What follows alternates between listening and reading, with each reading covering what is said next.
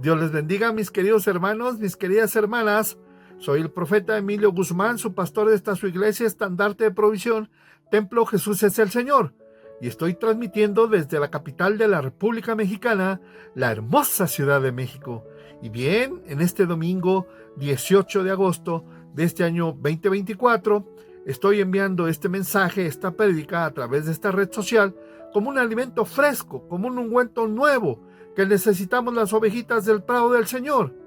Y bien, pues el título de la prédica de este domingo es Por carta o palabra, retened la enseñanza, fundamentada en la segunda carta a los Tesalonicenses capítulo 2, versículo 15. La palabra de Dios dice así: así que, hermanos, estad firmes y retened la doctrina que habéis aprendido, sea por palabra o por carta nuestra. ¿Cuántos dicen amén? El capítulo 2 de la segunda epístola a los Tesalonicenses se enfoca en la venida del Señor Jesucristo y el día del juicio. En este versículo específico, el apóstol Pablo exhorta a los hermanos de Tesalónica a que se mantengan firmes en su fe y retengan la doctrina que les enseñaron, sea por medio de la predicación oral o por carta. La importancia de la firmeza en la fe es estar siempre firmes, porque es de vital importancia para todo creyente, ya que las pruebas y desafíos pueden debilitar nuestra confianza en Dios y llevarnos hacia la duda o el desánimo.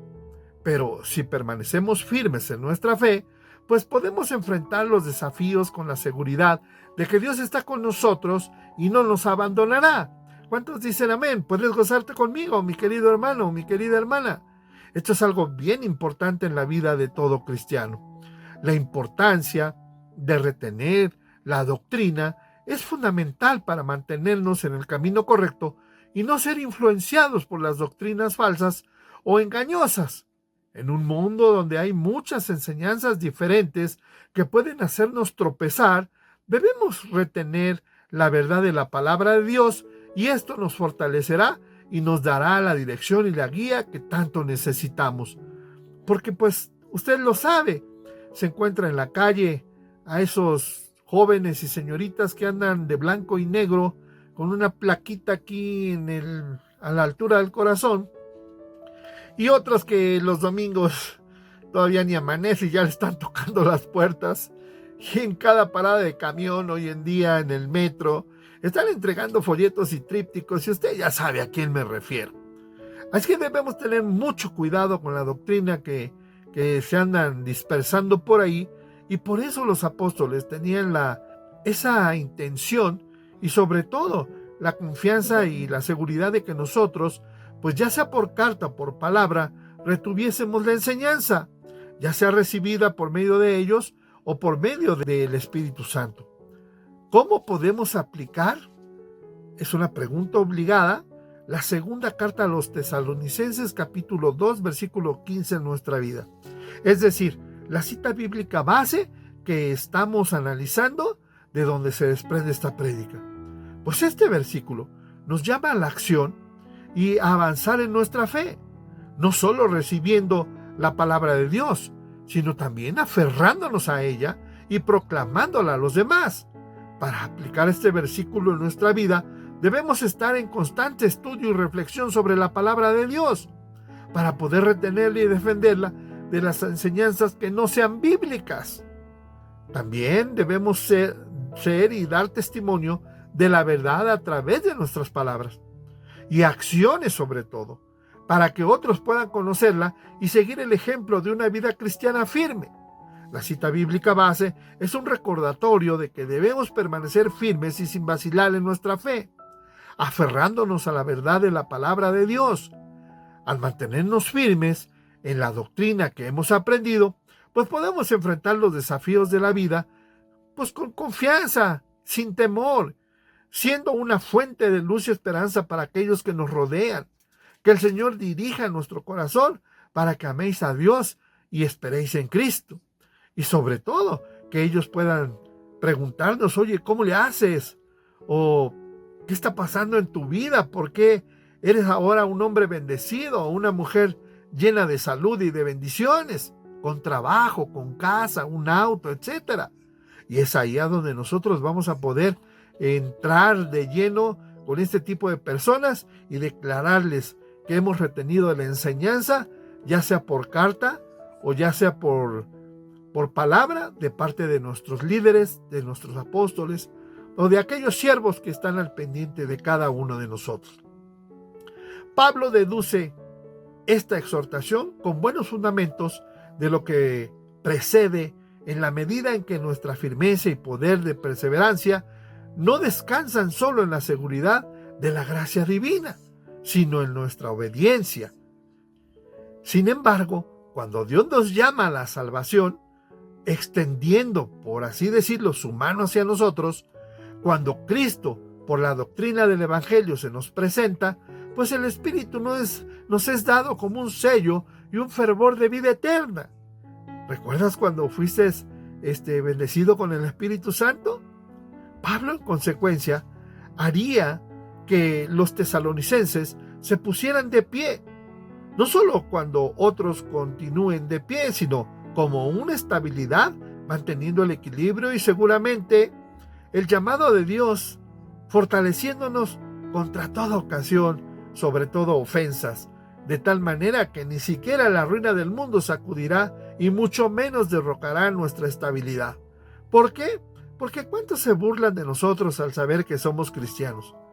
En una ocasión le decía a uno de mis vecinos, es que yo soy hijo de Dios y por eso tú ves que soy bendecido y que me va bien. Y en el momento pues lo tomó en serio o quizás se aguantó la risa, pero después me enteré que allá en el estacionamiento donde guardamos nuestros autos, empezó a reírse y a burlarse cuando me vio de lejos y dijo, allá viene el Hijo de Dios. Y entonces no faltó quien me lo comentara. Y bueno, yo lo que hice fue confrontarlo en el sentido de que si no hubiera aceptado lo que yo le estaba diciendo, pues me lo hubiera hecho saber.